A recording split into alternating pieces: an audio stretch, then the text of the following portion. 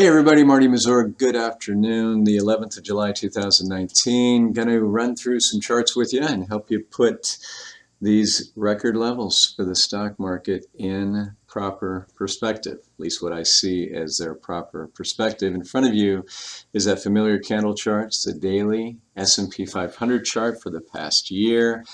Notice that I have a pattern drawn here, upward or ascending wedge.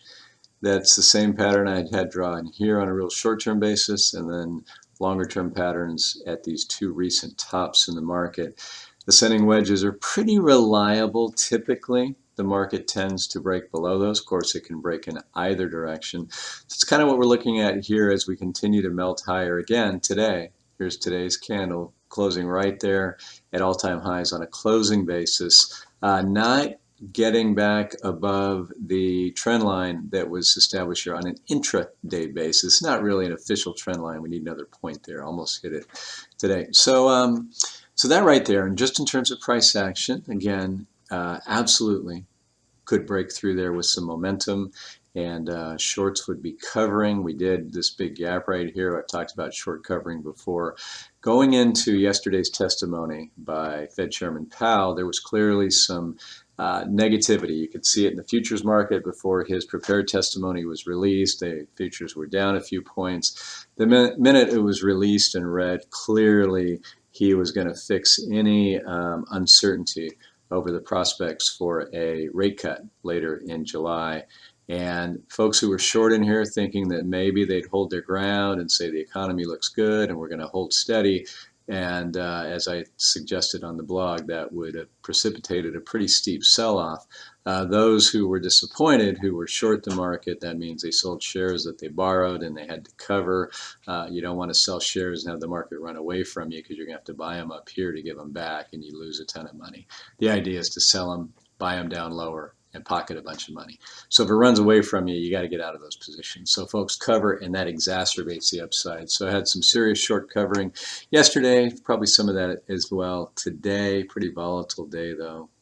We had highs and lows and closed near the highs. Take a look at these technical indicators I always show you. On balance volume kind of tracks whether the bulls are in charge or the bears are in charge. We still have a negative or a bearish divergence. We have the market sloping higher into all-time highs, a bigger volume on the down days. That suggests there's more distribution than there is accumulation. That needs to show confirmation. That needs to slope like the price to have that technical indicator tell you that we may indeed be off to the races.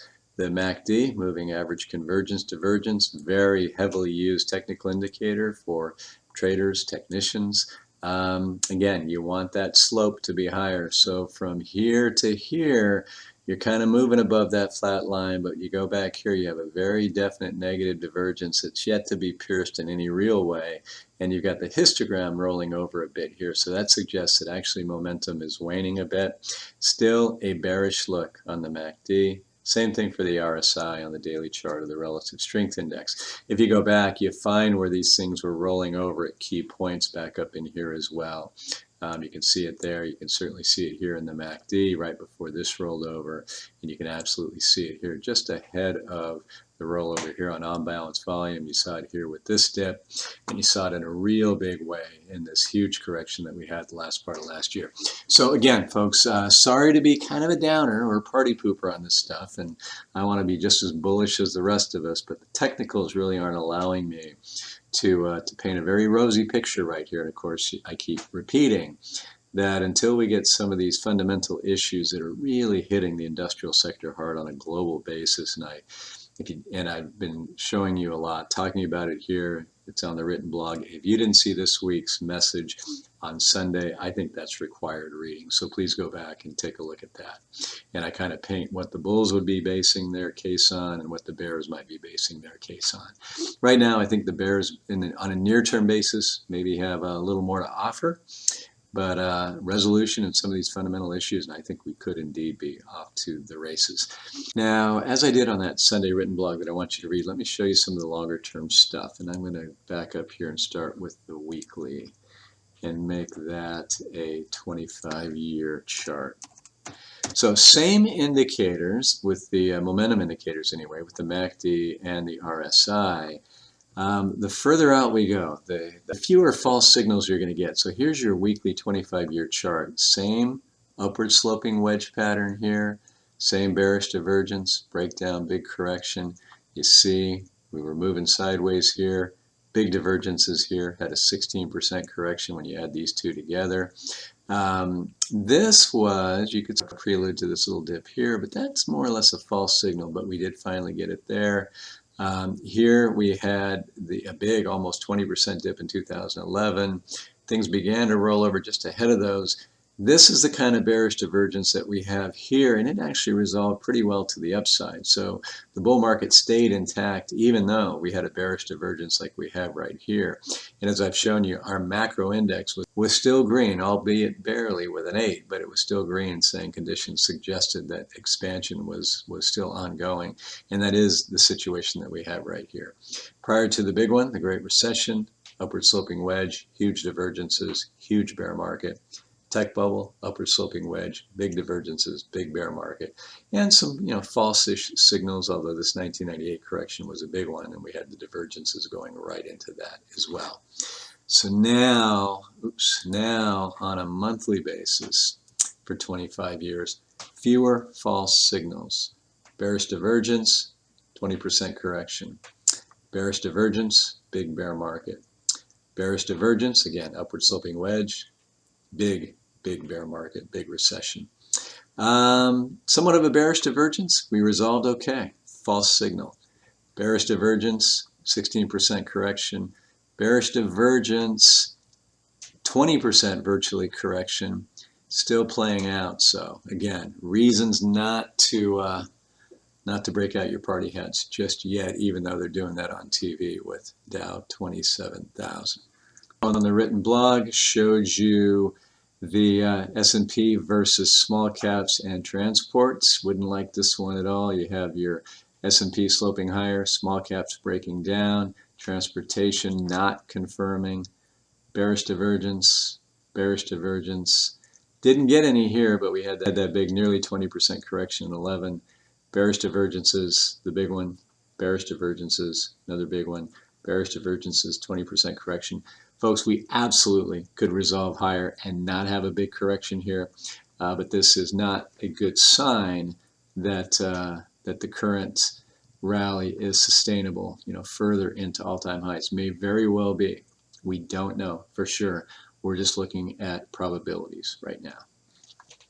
And then lastly, I want to show you one of my favorite long-term indicators, and this is a great breadth indicator, the advanced decline line, cumulative. When we have more advancers than decliners on a daily basis, this goes up. When we have more decliners than advancers, then the line goes down. So now take a look at this one. Here we don't have it far enough back to capture the tech bubble, but here's the real estate mortgage bubble. So stock market moving higher into all-time highs, clear bearish divergence, gigantic bear market. So here we had this big correction in 2011, nearly 20%. Here's the price continuing to slope down, but notice in here, the advanced decline line was flattening out and then moved higher, actually broke out much sooner than this did. And look what happened. We had a really nice run. Then we got stuck in this 2-year sideways pattern between 2014 and 2016. But several months before the price breakout, we had the AD line breakout, and that was a harbinger of really good things to come.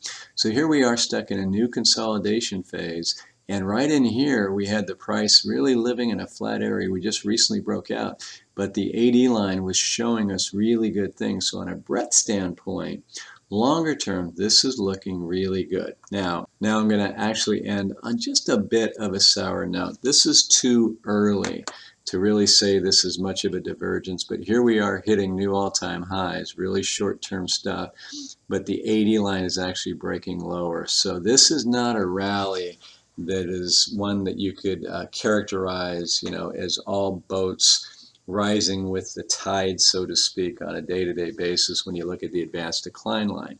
So this is something we want to resolve higher, obviously, if we're bullish on the market. So we have a new high here, and we do not. We have a lower high, at least to match this one so far.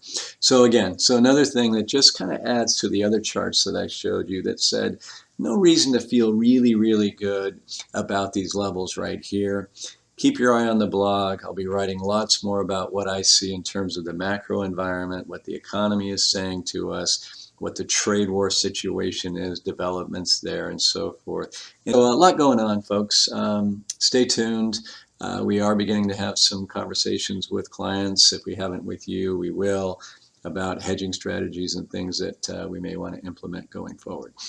Again, thank you as always for watching and listening, and I'll talk to you again very soon. Bye-bye.